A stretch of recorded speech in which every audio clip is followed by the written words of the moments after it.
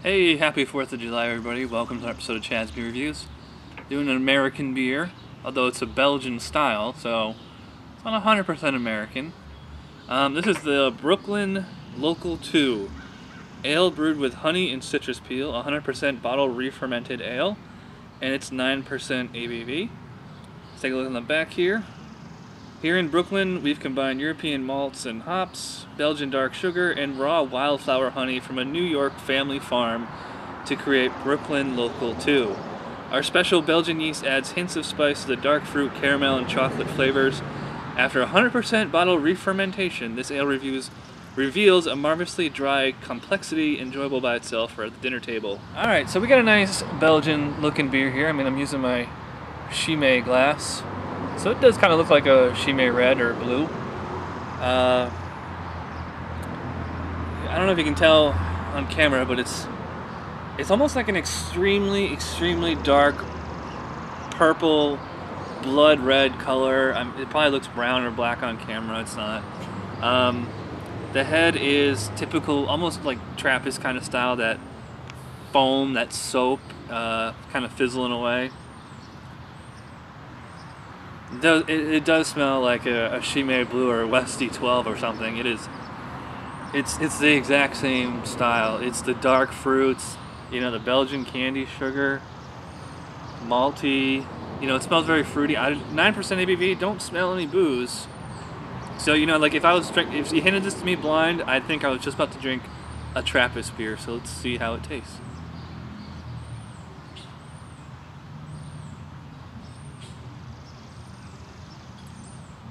Oh, it looks and smells like a Trappist beer, tastes like a Trappist beer. It's hard to put a finger on whether it's a double or a quad or whatever, but the one was this Belgian strong pale. This is a Belgian strong dark ale, which I hate those umbrella styles, but it's accurate here. It is extremely Belgian-like. Just like as soon as you take that first sip, you're just like, this is a Belgian beer. The difference with this one is that it's not tearing up my tongue the way that like a 𝓕𝓻𝓮 Blue would. It's extremely smooth, a nice soft mouthfeel. I wouldn't even go as far to say it's like thick. It's not even like syrupy or sticky or anything like that. It's just like very it's pretty well carbonated because I did get the CO2 stuck in my throat, but the actual sensation in the mouth is much more pleasurable. It's a pretty gentle sweetness across the whole first half. Only mildly bitter. I get like kind of like a little bit of biscuity sensation right through the middle there. And then as it finishes, it gives you like this little burst of even more sweetness, like a candy kind of sweetness, like some kind of like fruit flavored candy kind of sweetness.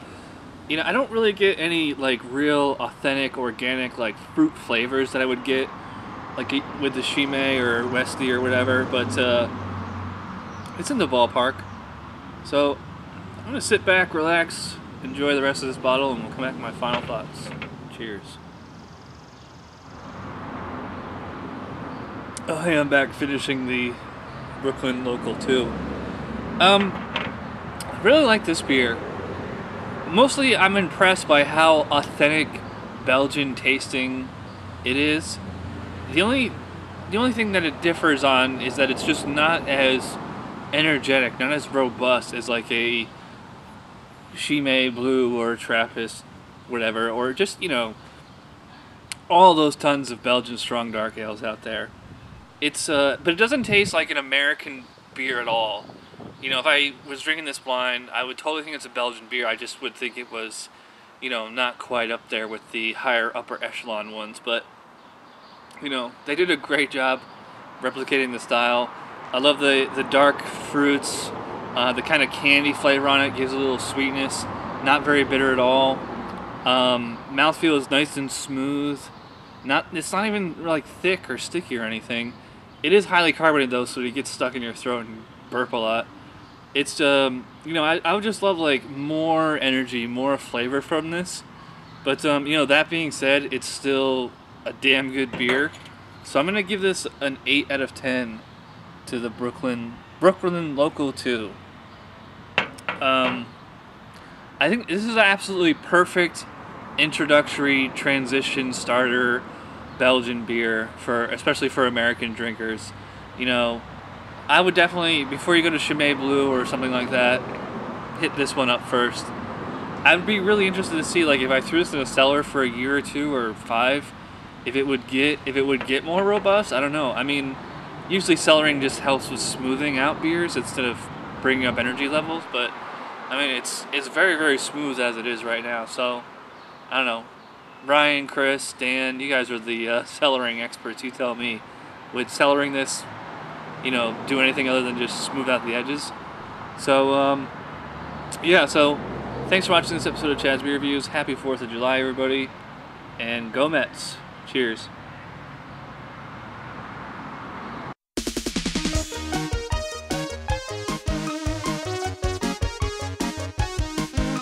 Somebody brewed it, Chad just reviewed it. Thanks for watching Chad's Beer Reviews. Trust me, the next episode will be a lot better.